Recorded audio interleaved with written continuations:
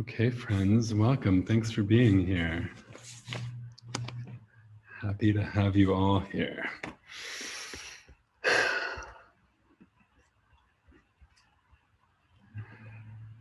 So I've emailed many of you, but my name is JJ, and I first walked the perimeter of Philadelphia in 2016, along with my friends Adrian Mackey, Anne DeForest, and Sam Wend. And it was supposed to be a one and done adventure, and instead has become a thing that I've done every year since in February, and now my second time this year through this Fringe Festival pandemic offering in September.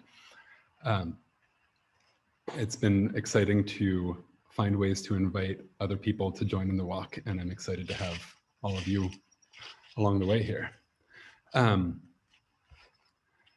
think for those of you who are about to set off, a lot of you have already seen this, but let's review the basics, right? We're just talking about walking around Philadelphia. It's no big deal, except for Philadelphia is big.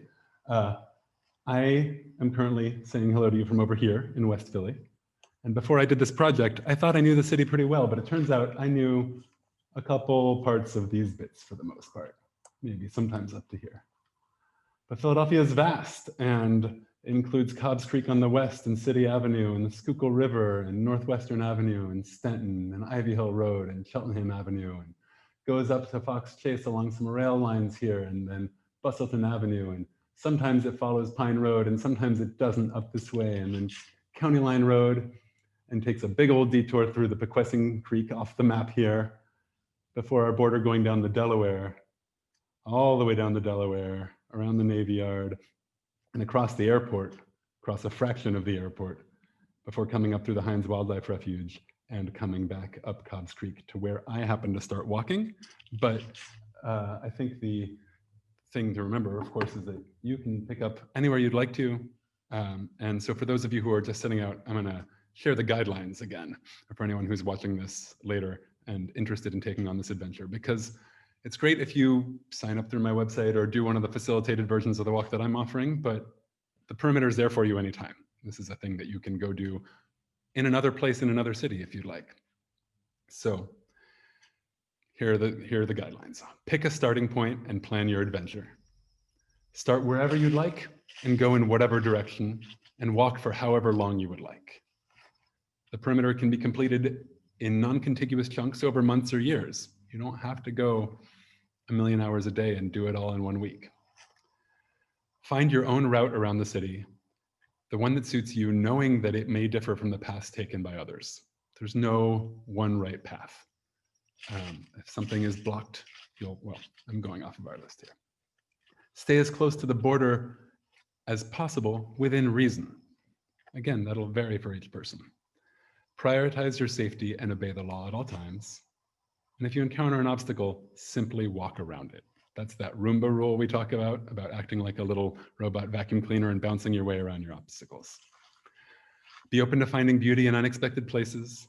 Be open to fatigue, discomfort, pain, and frustration too. Disconnect from tech and communication devices as much as possible. You can tell people about it later. That's what we're here to do, kind of. And there's no bad weather, only inappropriate clothing. Treat all that you encounter with respect. And most importantly, enjoy the walk. So I'd love to know who's here. And to start off, I'd love to ask you to unmute yourself and cheer or wave if you've walked a segment of the perimeter of Philadelphia. Woo! Yay! Yay. How about unmute yourself and cheer if you've walked the entire perimeter of Philadelphia? Yeah. Woo! All right. Yeah. Exciting. Congratulations. How about give us a sign if you've walked a segment of the walk of the perimeter solo. All right, I see Elise, some others, excellent. I've done that as well. And how about if you've done some of the walk with friends? Yeah. Yeah. All right, that's awesome. That's great. Thank you all for joining me in this strange adventure of walking around our city. I want to share a little video with you guys. We've had a videographer, Ricky, following along a couple days of mostly tagging along with the high school students and a couple other people who were available. And some of you were kind enough to submit some video and things. So now going to go and share, if I can find the right walk.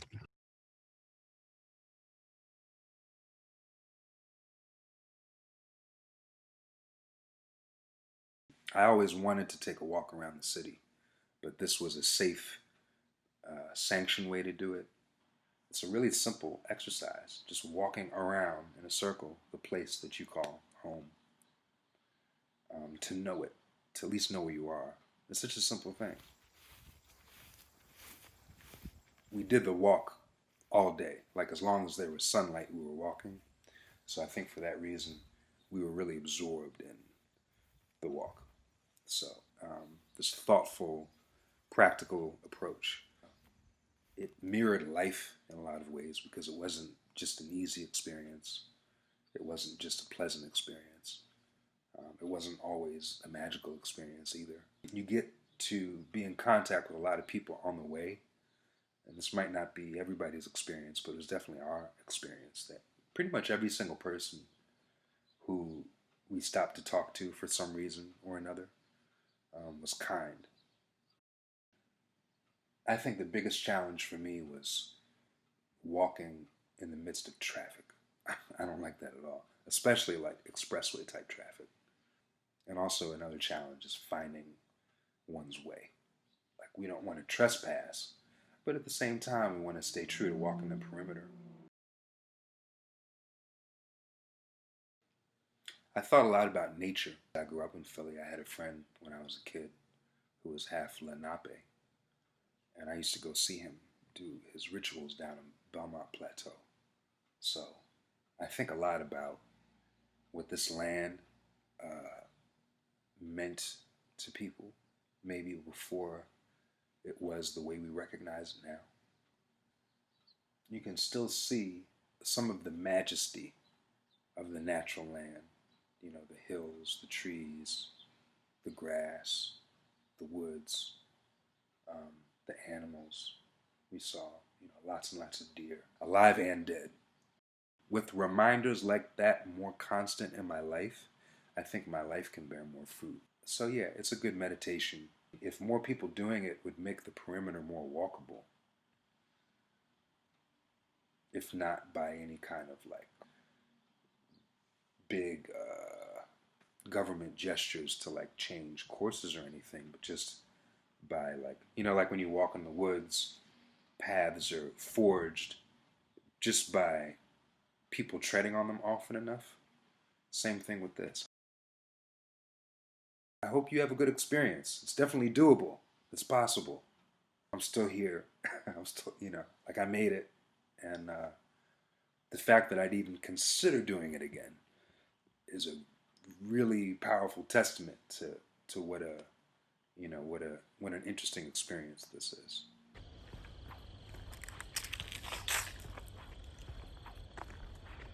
I am a Chicago native who has been in the Philadelphia area on and off for the last 2 decades. It's not always easy to find what the perimeter is. So the experience was more like, what can we do in an hour or 3 on a few days during the month? And then walk into the dense woods along the Schuylkill River and discover that there were people living at the base of the cliff along River Road in their camouflage tents. And then we backed carefully away.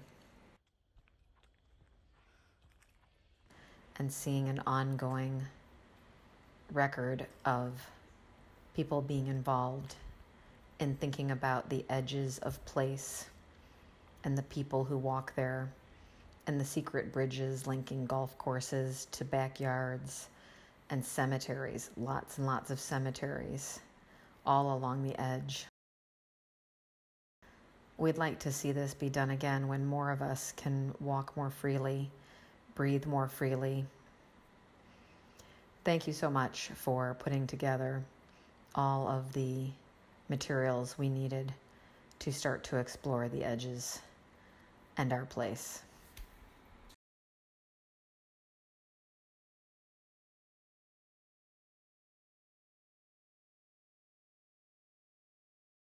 Hey, thank you, Brett and Massimo, for that voiceover.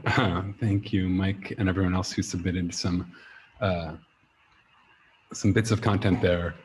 I'd hope to have some for more of you. So those of you who haven't yet followed the report back link or filled out the participant survey or uploaded a little report back video, I'd welcome that when you have the opportunity.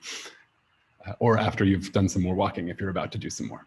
But for now, I'd love to bring your voices into the room through some breakout rooms. We'll start in small groups, and we're going to discuss the invitation I have for you to chat about is to talk about why you signed up for this and how the experience so far compares to your expectations and what your hopes are for the perimeter in the future.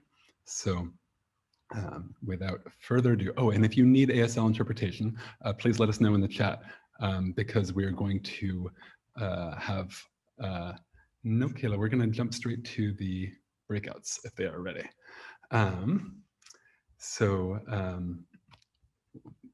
If you need ASL interpretation, please go ahead and have the mention it in the chat and we'll assign.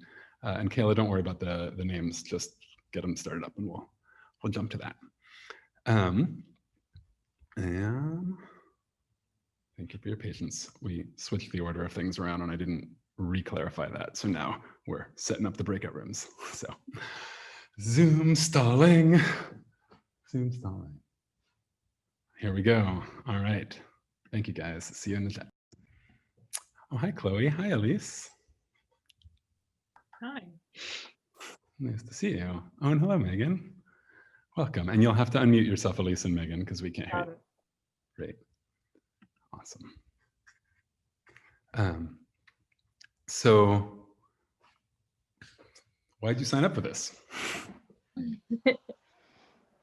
I like exploring, and I'm relatively new to Philadelphia and wanted to get to know the city better. I sort of set a goal of walking 100 miles around the city, not always the perimeter, but really just exploring different neighborhoods as well. And so it's been a wonderful exercise, a lot of time to think and explore the challenges we have right now, as well as the future possibilities. So it's been very worthwhile. I'm about 3/4 of the way through and hope to finish the north little section in later October. Very cool. Megan, and is that Megan with you also? No, this is my friend Rye. Hi. So Rye hasn't done any yet, but Rye's thinking about maybe joining me for some parts. Just heard about it like 2 days ago. So Yeah. here to listen in. Going anywhere. Yeah, I was really drawn to the like endurance aspect of it, like the kind of this like long commitment. I feel like I tend to like bounce around and like creative ideas. I'm like, oh, let's do this. So the idea of like committing to this like 100-mile journey was really appealing to me.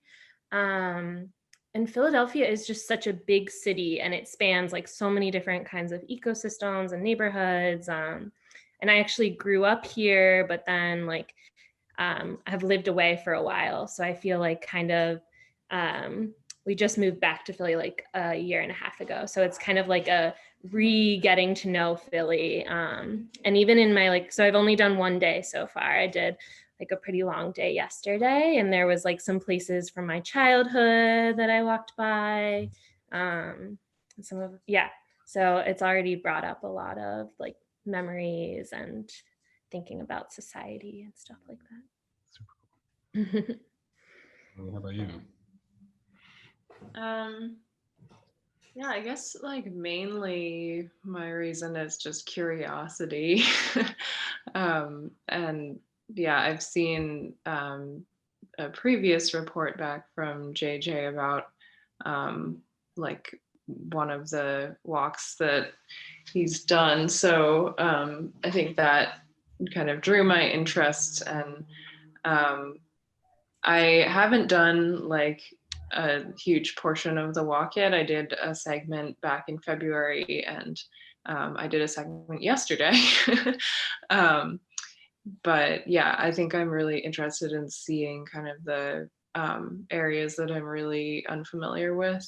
And I guess why I signed up to do it now was to walk with some neighbors and to just have that experience of doing it together. Yeah. How's that? How was that part with their neighbors yesterday? It was great.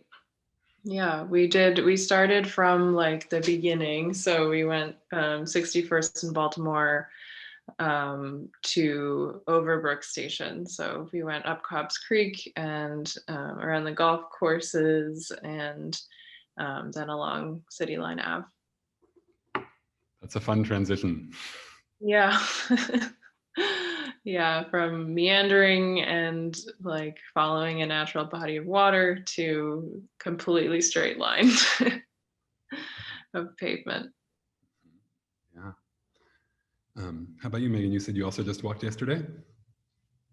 Yeah, I can relate to that because I started out at McQuinn, the train station in the western corner, and then like walked through like the Wissahickon and Morris Arboretum, like all these really like, it almost felt like just like a hike through nature at some points. And then came to like Cheltenham area, and it was just like, I think that was like 8 miles of just a road with like a lot of strip malls, and it was a very stark contrast. And that's when my body started to get really tired too. So those two kind of things put together were like, whew, that was a lot harder of a stretch.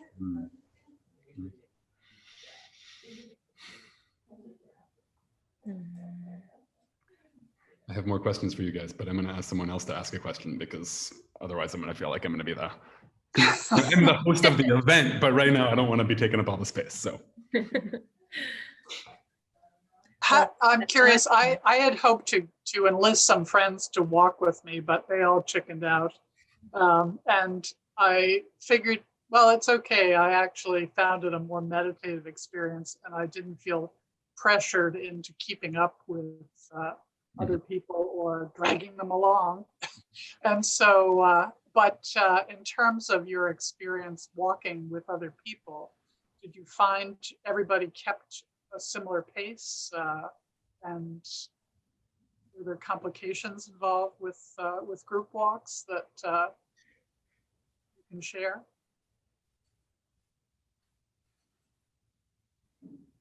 Chloe? Yeah, I feel like there was probably some variation in what was our natural pace among our group, particularly as we got further into the walk. At the beginning, we were more kind of cohesive, and then toward the end, we started to kind of stretch out a little bit. It wasn't like particularly problematic. Those who were in front would just stop periodically and wait, or yeah, we didn't get too far apart, and it wasn't like we weren't doing like a 17-mile day. So yeah, it was just a few hours. Yeah, I have to say the longest day that I walked was about 12 miles, and I'm 68, and I decided 5 miles was my sufficiency, and that was a much more comfortable pace, and yeah, it was fun at that pace. Yeah, but it was a nice 12-mile walk at the time from Chestnut Hill around to Manayunk, and I was really looking forward. There's a pop-up beer garden in Manayunk that was my goal, to try to get to that pop-up beer garden. And I was dragging my ass at the end. I just could make it as far as the train station, and I had a beer at the tequila, the taco place there. But I would recommend you check out that beer garden in Manayunk. Even though it's sight unseen for me, I'll try to get back there. Oh, that's good to know about that. That's what I was hoping to hear, some like little like spots along the way that were like especially like like a little spot like that to like look forward to those little spots. So if you get Glen Ford, which is the corner where the Pequesson Creek hits the Delaware River off the map there, at sunrise is stunning for a sunrise over the Delaware. But if you're ending your day there, there's a little pub by the train station called Three Monkeys that I ordered a to-go sandwich from as I was hitting the end of the day. And then they had a bar there that apparently they had an outdoor, I got there just as the restaurant was closing. The outdoor bar was hopping a little more than feels comfortable or appropriate in a pandemic. So I did not even venture in to try to get myself a beverage to go or a thing. It was a little too crowded. Yeah, Maggie's is up by Glen Ford also, but it was a little too busy when I didn't stop. But there were many places I discovered I will go back to, actually. There's a crab shack in Richmond as well, Bonk's Bar, that will be worth exploring at a later date. That's going to be one of the questions I'm going to ask people when we're all back together. So my other answer to you, by the way, it looks like Betsy has joined us here. So welcome, Betsy. Looks like we're closing the breakout rooms in 40 seconds or so. But my other answer about your thing about group walking dynamics was the first year I did it with 3 friends and we were all fairly compatible paces. I do think if you have someone who's a Zoomer and who's impatient and someone else who likes to like dawdle and take notes, it's good to know those things ahead of time, perhaps, or like have similar expectations for how much mileage you want to cover. We definitely, what I found with one of the reasons I recommend a group of 4 is just for safety, but also I found that conversation flowed in a nice way where we'd separate, trail off, come back together, be all together, be in 2 pairs, a separate 2 pairs. And anyways, we're going back to the big group. So let's see. Thanks, guys.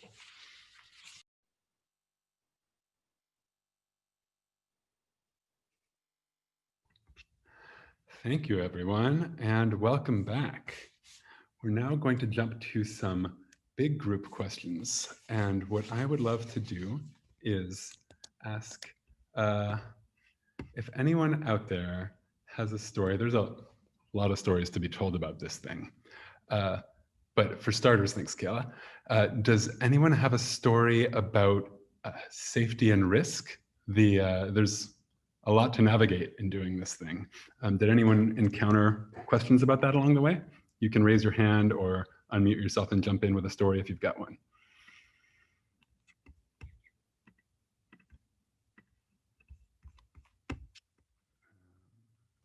I'll go.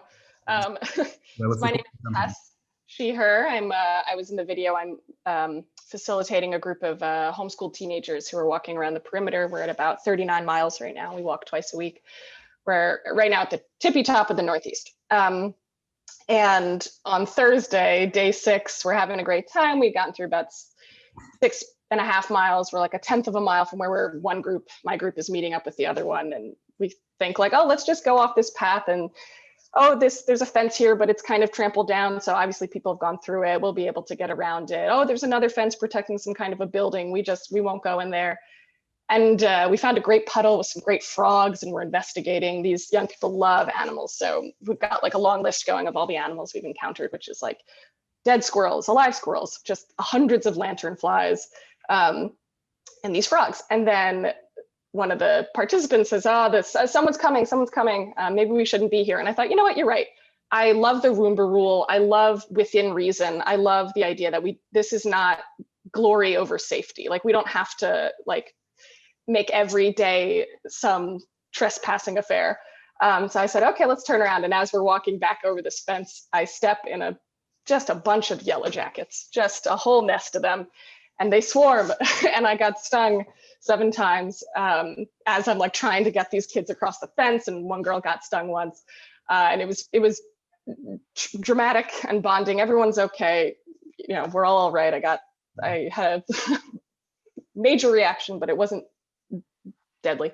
And we're going to talk about it on Tuesday. We do a lot of processing as a group about what we see. And I am glad that I was the one who got stung because I can be the example to them of like, okay, maybe when we think that like, oh, it'll be fun to go off the trail, that perhaps it won't always end in just like, oh, what a great story. Sometimes there are actually consequences. But besides that, it's been remarkably easy and safe. Very few people have actually asked us what we're doing, which I'm surprised about. It's been great weather also. So that's what I was most worried about, was like dehydration and things like that. And it's been fine. Thanks, Tess. And I thank you for facilitating the experience for those young people. I'm super excited that they are having that perspective on the city as they navigate high school. How about stories about, well, this is, actually, I'm gonna jump to a different one. How did this make you feel physically? Do you have any story about how the walk impacted your bodies besides yellow jacket stings? Anyone else want to unmute themselves and jump in with a story?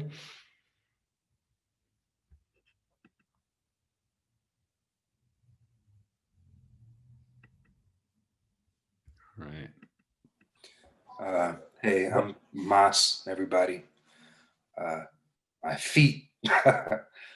So I was walking with a friend from Baltimore, and he had to get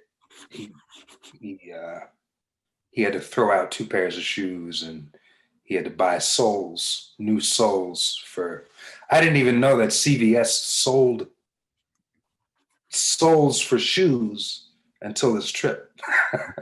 So you can go to like Rite Aid or CVS, and they sell these Dr. Scholl's replacement soles for shoes. So that was one big thing. I had a woman, Julianne, who also did this walk before I did. She told me about the walk beforehand, because I asked her, I was like, oh, I'm planning on doing the walk. And she looked down at my feet and she said, in those shoes? So that was one thing. And we and it's also, we did the entire walk. So that definitely. It'll wear out a pair of shoes. Yeah. So that's all I have to say. Thank you for sharing. So here's a question. Sometimes when you're walking the border of Philadelphia, both sides look the same. And sometimes there's some pretty stark differences between Philadelphia and not Philadelphia. Does anyone have a story to share about that? Something they might have noticed?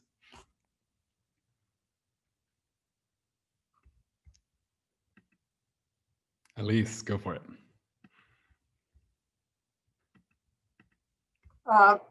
There were a lot more Trump signs in Montco compared to Biden signs. So I'm going to try to get up there and do some lit drops and visibility efforts. So that was, certainly some of the physical neighborhoods, but just that political. And doing the walk in a election moment, campaign moment is interesting. When I've walked in February, I haven't noticed signs anywhere. And so it's interesting to see which differences arise in different seasons or years. So that's interesting observation. Thanks for sharing. I think the stretch on Ivy Hill between Stenton and Cheltenham is particularly interesting because you have a lot of duplex homes on the Philadelphia side that face what clearly at one time was probably very nice green space. And over time, because it was across the street from Philadelphia and a strip of land that could be developed, became very industrialized, right? So there's storage, there's a storage site there, at least 2 of them. There's truck places, you name it. And it's a stark contrast, one, to how does it change since they were built, which looks to me like the mid 60s. And how does that degrade your experience across decades of ownership? But also, how do we control what people look at? What's their experience as they walk out the front door if you have 2 different municipalities bump up against each other that way? It was very stark. I mean, there were some other places where it was stark, but that whole strip is particularly stark. For sure. This came up in our breakout room, but I'm wondering if anyone has stories, and actually I'd love to hear from a couple of you here, of places you'd want to go back to on the perimeter and why.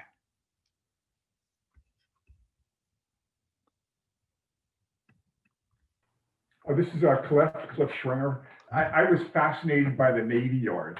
And I could probably spend a whole weekend just exploring the Navy Yard. That's where our first walk ended, down at the Navy Yard. And I just love looking at the old buildings and the old ships and the old dry docks. And I just wonder about all the hundreds of ships that must have come in and been built there and repaired there.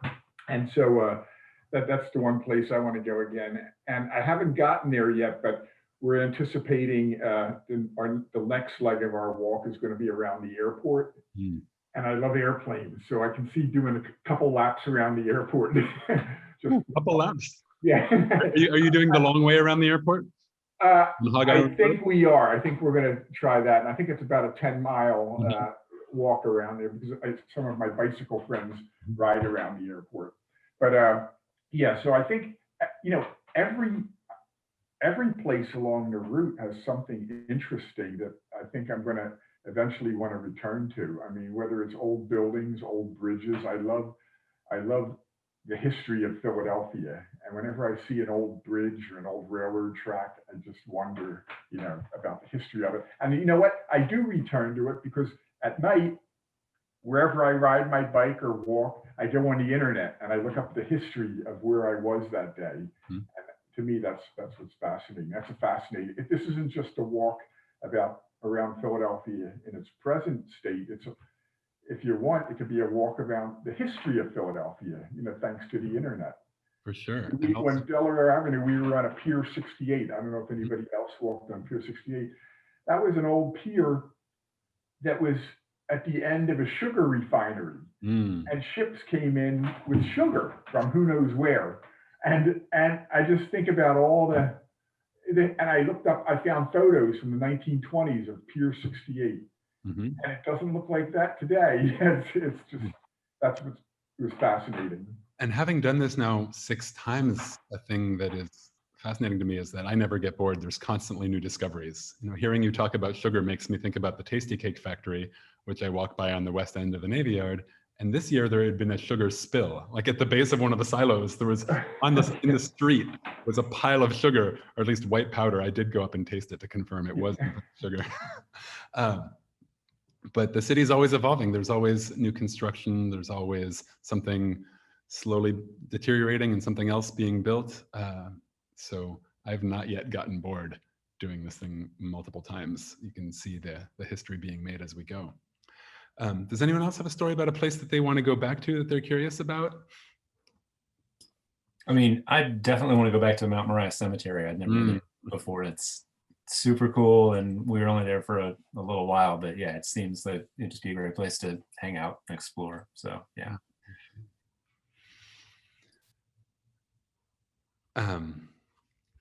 In my walking, I have sometimes encountered gatekeepers or guardians. This year, trying to go around the southeastern edge of the Navy Yard, I ran into a security guard at the Kia lot who says, "No, you can't come through here. Come back tomorrow if you want to talk to someone about it." I'm working on figuring out who will give us permission to walk through some of these places. But so there, was turned back. And then there was a place down in Eastwick, a Superfund cleanup site, where it kind of wandered through. On the map, it looks like part of it is the Superfund site and part of it is a public park that is being now rehabbed and merged into that. And so we wandered through trying to get to the creek, and some construction workers zoomed over to us in a little buggy, and they had, they saw, I linked up with Michael, we were walking together, and so they saw we had matching shirts and matching lanyards, and they're like, "Oh wait, you're with wait, what are you with?" And we're like, "Oh, we're just trying to walk around the edge of the city." And it seemed that the swag, that just like having stuff with logos and matching, gave us some bit of extra, what's the word? It just gave us some extra credibility, and so they let us walk on through towards the creek that we were trying to get to. And I'm curious if anyone else has had any encounters with gatekeepers or guardians along the way of exploring. Any stories? Well, I was in that same place in Eastwick. I'm Ross. And I was going the other direction from you. So we got to the construction area right at the end of our walk. But along when we were walking along that kind of dirt road that goes right along the creek, there was a car parked there that was some kind of official, like a security car or something. And there was someone sitting in the car, and I don't know, I mean, we just walked right by it and they didn't say anything, and we didn't say anything to them.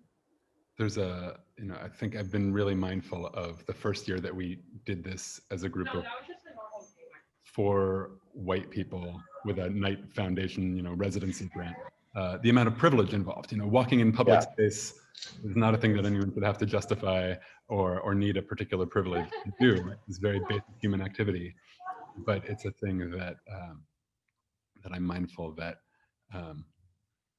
as we've seen over and over in the world, unfortunately, not everyone has received the same way walking out in the world. And that's part of the reason I made all this swag and passports and lanyards and reflective belts and shirts and all. Speaking of shirts, I'm not wearing mine, but we do have a pile of stylish Walk Around Philadelphia t-shirts remaining because I misplanned that and made too many of them. So if anybody wants a t-shirt, please, I will give them to you. If you want to chip in towards the campaign, that's great, but I will gladly, if you've done any walking of the perimeter, I want you to have a t-shirt. Same for your friends who've joined you on the walk. So drop me a line later with your sizes and we'll figure that out. Does anyone have a story about how this project has affected just how you think about Philadelphia or about borders? I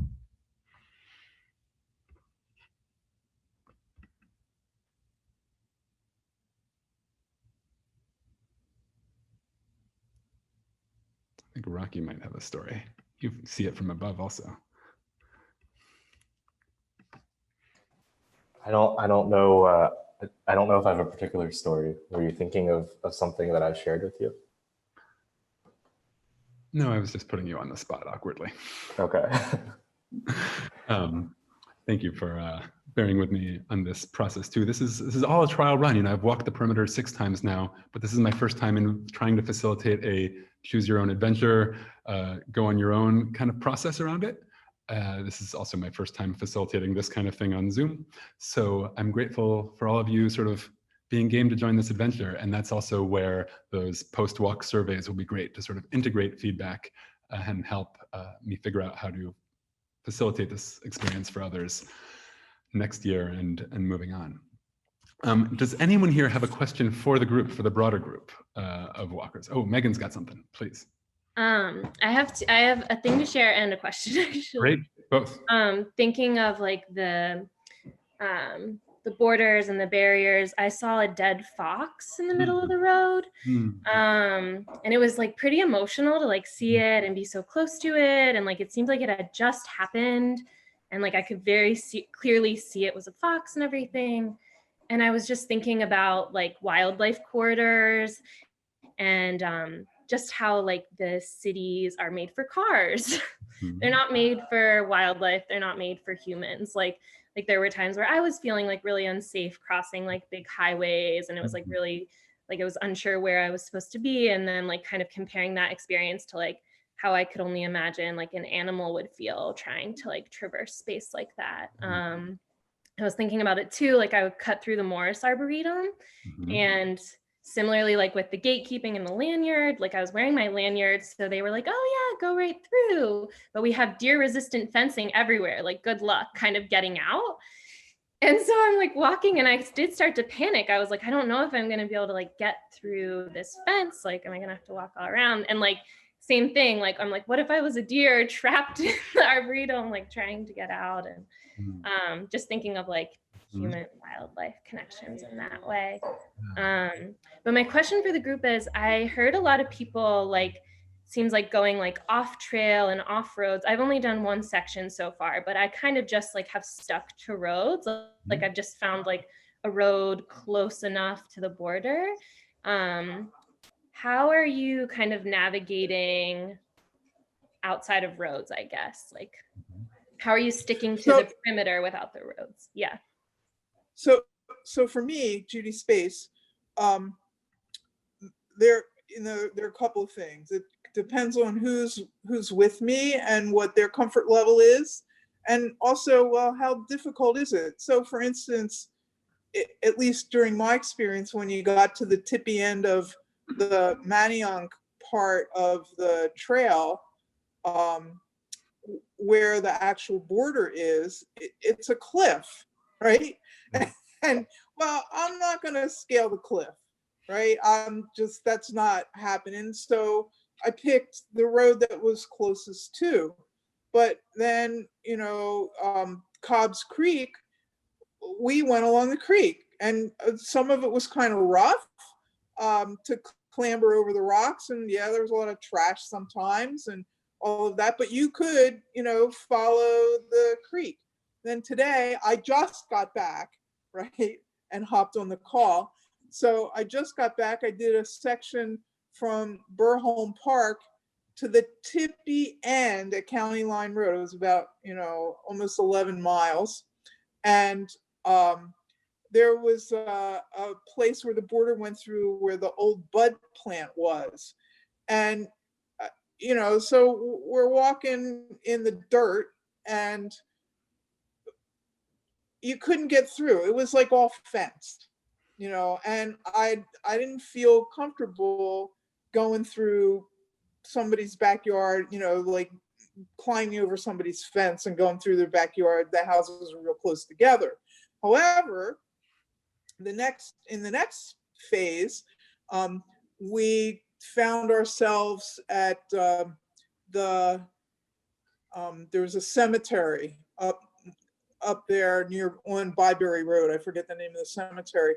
And the entrance was wide open. There was no fence, nothing. So, and I looked on the map and, that the border goes through there. So let's go through the cemetery. Well, we get into the cemetery. We're climbing up the hill. It's the 10th mile. We're tired and there's a fence. Like, oh no, will we have to go back down? And I thought, well, if we have to, we have to. But we went along the fence and there was a break in the fence finally. And someone had actually created a path from their backyard into the cemetery. So we just sauntered right through and onto the next street and then wound around to eventually Byberry Road and then to County Line Road. And we ended our day's walk sitting on a rock in the front yard of some very nice woman who was just sitting out on her stoop. So it was so that's been my experience. I also want to announce to the group that my cousin is a river keeper with responsibilities along the Poquessing Creek. Right, so that's going to be my next part of the trip down the Poquessing Creek, and she's going to come with me and talk about the efforts of the people who are involved in the restoration of the watershed, and what they're trying to do. They have they spent $75,000 from the William Penn Foundation to do a study of the watershed, and she showed me this big book with all the maps and the land use and the watershed and where the floodplains, all that kind of stuff. So she's going to come with to do that section all the way from the tippy end where we stop down to Glen Ford. So that'll be interesting, and I'll try to find the website for this information, and I'll send it to you, JJ. So that touches on one of the next things that I'll ask about, just because it's such a different thing to walk different parts with different people who bring different expertise. One of the years that I did the walk, I think it was the second year, I'd walked it all solo and then had some friends join on my last leg through Hines Wildlife Refuge. And we ran into a fellow I know who is a bird expert, right? And so all of a sudden we have the expert in the wildlife refuge telling us about some of the things that we're encountering, and we have a very different perspective. But it'd be different walking through that space with someone who, studies land use, or someone who studies geology, and so on and so forth. And also, as I keep on building this out and inviting others, finding partners around the perimeter, right? Like organizations like that people who know those parts all around the perimeter, people who will let us camp in their backyard, people who maybe can get us access to that walkway under the I-95 bridge that seems really exciting but starts 40 feet off the ground. There's many places where there might be questions. So, I'll be keeping an eye out for contacts like that. So thanks, that's a great one. Sure. The last thing I'll jump on Megan's question again about sort of obstacles. Again, I'd say find the way that suits you in that moment, which may depend. You may come at it from a slightly different angle, a different time, and find a different obstacle, but there's no wrong way to do it. And that's why I haven't published turn-by-turn directions on this thing, besides the fact that it's too big and it changes too often. There was one last little bit of the Pequesson Creek coming down to towards Torresdale, where I was just expecting a smooth walk, and all of a sudden it's blocked off. The university there has a construction project, and the trail is just closed. So I had to walk around their campus. And that's that Roomba rule in effect. Also, I shared this with a couple of you over email, but walking up in the far Pequesson edge, there was a place where I thought I could be walking in the woods and was blocked and was trying to follow my own rules and not go traipsing past the no trespassing signs. And so I took a detour, and it was a long detour, and I was kind of annoyed. And this happens all the time. This is one of those things where the walk is a metaphor for life, where I was frustrated that I wasn't as close to my goal as I wanted to be, or I was frustrated that I wasn't walking the way that I wanted to walk. And then I sort of got over it and realized I was coming to this other place that I knew from a different angle and seeing a slightly different part of it that I hadn't seen before. And all of a sudden discovered this secret abandoned highway bridge that's not on the map, but is very much there and very accessible and, graffitied, and people clearly hang out there. And it was beautiful. And it was this moment of magic discovery a little further from the perimeter. Had I not gone there, had I not gone that way, I wouldn't have seen it.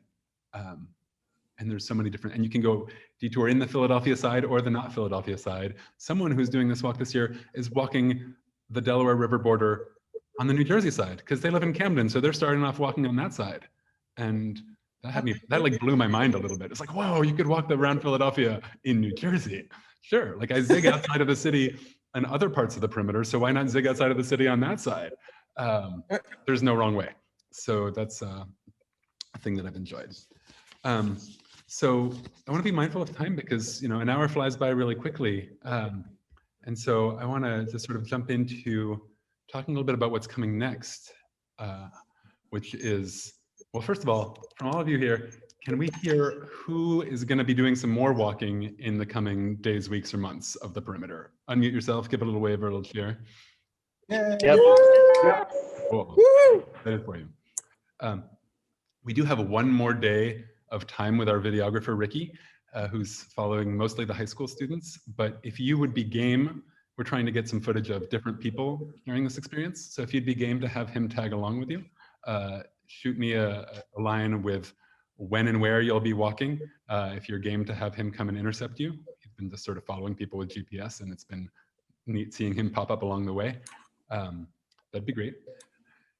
I myself will be walking again in February, most likely. It's become an annual tradition for me, mid-February. I'm not sure if I'm gonna sort of keep that for myself and make the September now the more big public invite walk, or do a smaller scale, invite people to tag along. I've usually invited people to tag along for different chunks, so keep an eye out for that. And I hope to maybe make this Fringe Festival thing an annual one also. Twice a year seems like a lot of adventuring, but it seems like a good format. Particularly this year seems like what in pandemic times felt good for the Fringe. But there's something weirdly poetic too about the Fringe Festival's offices are on the perimeter, right by the Ben Franklin Bridge on the Delaware. And then this project takes you to the fringes of the city, right? So it seems about right. So I'll probably do this again next September. To do that, I'm gonna need help. This is definitely a project where I raised only a fraction of what I'd hoped to, and I spent a lot more than I'd planned on. Worthwhile investment, 100%, but not super sustainable. So thank you to my monthly sustainers. Thank you to the people who have pledged, committed to the fundraising campaign. Thanks to those of you who paid a little bit more on the ticket price. That also allowed me to, make everything sliding scale, which is something I feel really important about for access. There's someone who came to me saying that, they couldn't afford the lowest end of the registration fee. And I said, hey, not only, can we waive the registration fee? We can give you a stipend, and like, here's $500 in gift cards. Go do the walk in the way that I did it the first year, with some financial support to help me free up some time and cover the costs of doing it. So thank you to everyone who chipped in that way. And thank you. Thank you to all of you who have spread the word, have just sort of come in with this this bit of open curiosity and adventure spirit. I want to thank Ricky for the video, Ellen for the editing, Kayla for helping out with Zoom, and Sam for all the behind the scenes logistics, and Anna for a lot of great advising on this project, especially my original perimeter walking friends, Anne who's here, Adrian and Sam for getting me started on this journey, and everyone who supported me along the way. I want to have a moment of gratitude for Donna and Hands Up Productions for doing some ASL interpretation. A big future goal of mine is just accessibility, making this experience more accessible to more people. So also thanks to Lisa Sonneborn at Temple's Institute on Disabilities, Vicki Landers and Nicole Sardella, who have done some preliminary brainstorming with me about different ways we can make the walk accessible to more people. You've probably noticed from bits that some parts of it aren't really just that accessible when we talk about basic walking. So that's a sort of a thing that I'm looking to cultivate on multiple fronts. And thanks to the Fringe for providing a platform for this thing, and just again, all of you for sort of being a part of it. Now, that's the little thank you part. Best way to stay in touch about this project is to jump on my mailing list and make sure they're not going to your spam filter. I'm not doing the social media game, so that's really the best thing. And in follow-up, again, I want to ask you to fill out the post-walk survey, send me a little video response to the prompts if you are game. It was really sweet having a couple of them, and it'd be great to have more from you. And then I want you to look at that big map. Look at some of the other faces of the screen, right? All these beautiful humans who've joined us. And just think about the city of Philadelphia with its 1 million+ people. That's the thing for me, the walk has been humbling. I used to think I knew this city. I used to think I knew a lot of people, a lot of things going on. And then I walked all the way around it and realized how little my little part of it is.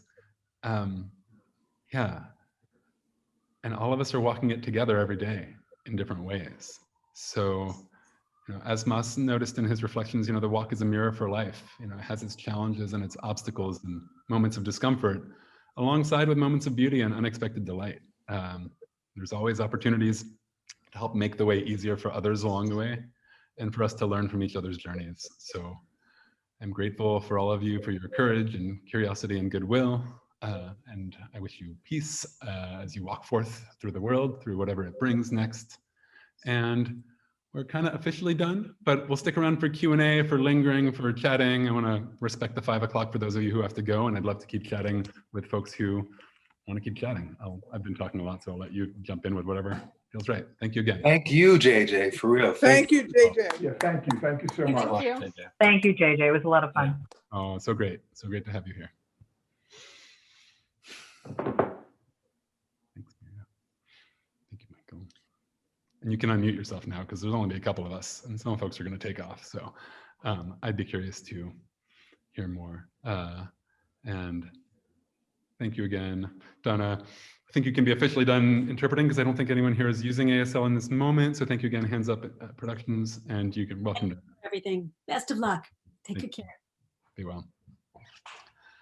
Hi. Hi, Betsy. I'm actually haven't started the walk yet. My daughter lived in Philadelphia for 8 years, and I've been to the Fringe a couple of times with her. And she sent me this and said, how I've walked the Camino a number of times. She said, how about this for an adventure? And so we're coming next weekend. A friend and I are coming to walk as much as we can do in 3 days, along with a couple of other Philadelphia adventures. So great. I'm in Charlottesville, so we're coming up on the train. Great. Wow. I will be very curious to hear what you discover and how it goes for you. So thank you for coming to participate in the adventure, for sure. I'm excited. You can do a lot in 3 days. Mm-hmm. Sure I can. Yeah. Well, and you can see a lot in 3 days. Yeah. Well, thanks. It's a great idea. She wants to maybe use the idea for a Rails to Trails project that she's working on here. So it's a great idea. Where's the Rails to Trails project? I mean, I know the Delaware. Across the mountains, over to Stanton, across the Blue Oh, Ridge. there. Yeah. Yeah, I think the tunnel is going to be open and one can walk through the That's great. tunnel. Oh, Yeah. It's Mira, I wasn't in your breakout room. How was your day of walking? I saw you were out there in the world. It was fun. I've only done one day. I did 9 miles with Ross, so I think still on the call. And I think at some point I'll pick up where I left off on the Ray Street Pier. Yeah, I enjoyed it. I guess in my breakout group, I was asking how people are navigating getting to the perimeter without a car and without SEPTA. I've used Indigo so far, but there'll be a point where I won't be able to rely on the bike share. So I don't know how other people are dealing with that other than like getting picked up by a friend or something, but that's not as easy for me to coordinate with the limited people I can do that with. And something I was thinking about earlier is like, Oh, I just lost you. Uh-oh. Yeah. Did everybody just lose Mira? I think we did. Okay. We lost your thing you were thinking about. Okay, so yeah, I was thinking about the sense of the center and how calling Center City, like, I don't know, maybe some coined that term, but it's so not the geographic center, and all of the services, yeah, exactly. The sense of City Hall as being the center feels so incorrect to me, especially trying to get around the big circle perimeter. Being so far away from all of the services I'm accustomed to pre-pandemic, and now dealing with this, and it's like lack of Indigo, which is like the only way I feel like I can, at least that's like the most comfortable thing. I know that the point is not comfort, but at the same time, I feel like having, like the fact that there's no Indigo close to the perimeter for so much of it is really a problem. I mean, if you look at their installation map, you'll see that they're not just around the perimeter. I'll put it in not all over the city. Yeah, sure. I almost want to put it in the chat because it's so striking.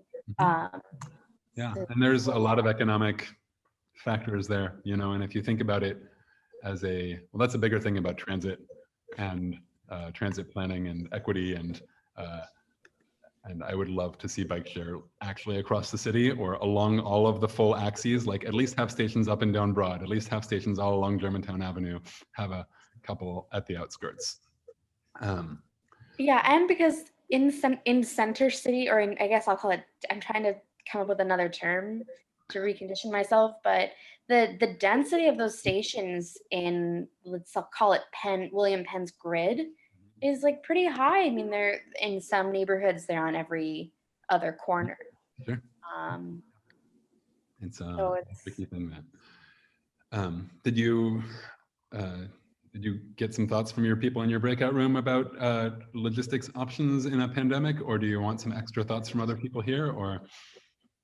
I mean, my takeaway is just that, you know, like everything, you just have to, you have to give up some of that independence or like the spirit that one would have living a car-free life and now being not on SEPTA. It's a matter of being more interdependent and asking for things from your pod if you're in a pod situation like I am. Yeah, it can be an interesting opportunity to ask for help. Like I definitely had some of my classmates give me a ride to my start or finish points, and I felt like with masks on and windows wide open, they're sort of half in my pod, and that felt okay to me. Something that's been suggested is if you walk with someone who has a car, you take 2 cars to one spot, drive to the other spot, and walk back, which sort of works, except for sometimes you don't always know how far you're going to get, or you want to stop at a different place. So that's a different thing. There is a transit planner who started a thread in the discussion, in the user forums I set up, that had some interesting studies from Japan and Europe about transmission, COVID transmission, or lack of transmission in public transit that actually make me feel a little bit more safe about riding, say, regional rail. But again, that's your own risk threshold. But he seemed to think that the sort of fear of riding transit isn't grounded in science, and suggested, like, if you get on a bus where there's a whole lot of people coughing and sneezing and not wearing masks, then that's probably a bad idea. But getting on a regional train, rail train that's not fully, that's not super packed and, you know, everyone's wearing masks, he seems to think is quite fully safe. But again, we're all making our own calls and learning how to navigate a totally different thing, which affects also meals, affects also bathrooms. The whole experience of this is a lot more complex, as if it wasn't already in a time of pandemic, for sure. Yeah. Yeah. So, you know, what's worked for me pretty much is driving to my starting point, going as far as I could go, and then catching Uber back to my car. So that works pretty good. That way you don't need a second car. You don't have to spot a second car further up the way, and you can walk as far as you feel like. So yeah, that's worked. Yeah, I think if you're going to ride Uber, you know, again, masks and maybe windows open, and yeah, do the best you can with. But absent the teleporters, we could all use once in a while. Yeah, and it felt okay.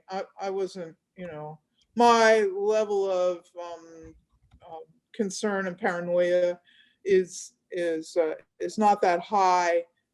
For myself, I just try to stay out of crowds.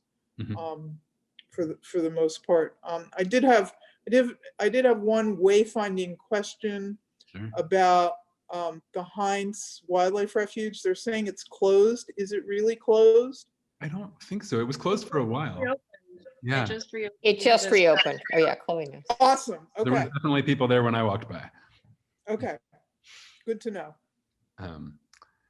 But again, you know, there's things you plan for, and then there's obstacles you run into along the way, and they will lead to other discoveries. But it is good to have some heads ups on that.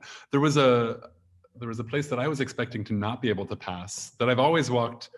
I've always walked the Platte Bridge, and Mike, who was here earlier, had walked ahead of me and said that it was closed due to construction. And you know, they're building a new gas station at the end of the bridge, and that apparently construction was blocking the footpath.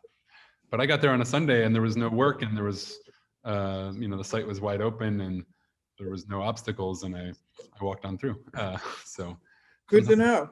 Yeah, and then I got to the other side of the bridge and turned around, and behind me was a sign that said, you know, sidewalk closed or pathway closed. So if you, there's many places where I've gone through going clockwise that all of a sudden you turn around and you're like, oh, I couldn't go this way if I was going counterclockwise, which is just kind of strange. So are you familiar with the Woody Guthrie song, "This Land Is My Land"? Yes. Right? And so he has a verse where, you know, he's walking that ribbon of highway, he comes to a sign, it says no trespassing. The other side doesn't say nothing. That side is made for you and me. Yeah, indeed.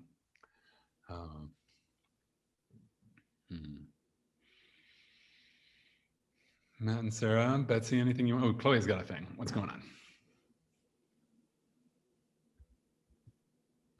I was just gonna ask if you have, or I was gonna say that I think the day of the week definitely has a big impact on what we encounter. Like we were planning to take regional rail home, but on a weekend, on a Saturday, it only runs every 2 hours, and we got there right in the middle of 2 trains. So we ended up getting a ride. And then also walking the golf courses. There were a lot of people playing golf on a Saturday, a nice fall Saturday. So we kept having to wait for people to finish hitting their balls so that we could safely move ahead.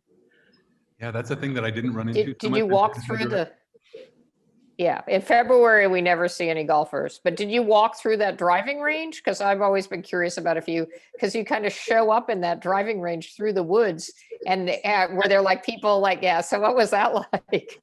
No one was there. It Oh. seemed really actually pretty abandoned, which we were glad of because it would be really intense to have people driving right in your face.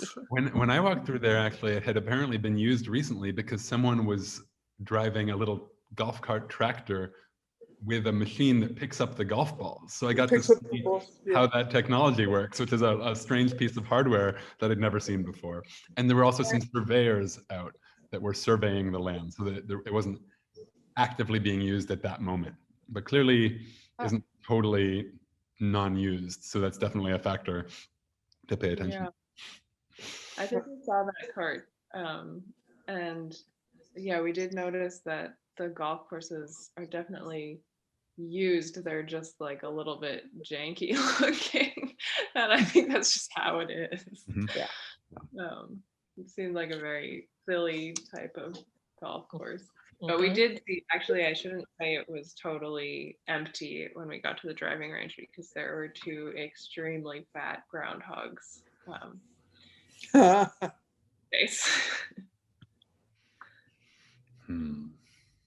Well, when I went through, this was the one at Cobb's Creek, when I went through that driving range, it was early enough in the morning that they hadn't quite opened yet, but the maintenance guys were there, and they kindly opened up so we could use the restrooms.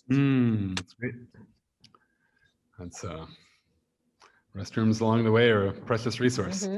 Yeah. Excited when I spot a porta potty, and then disappointed, frustrated when I noticed the padlock on it. Right.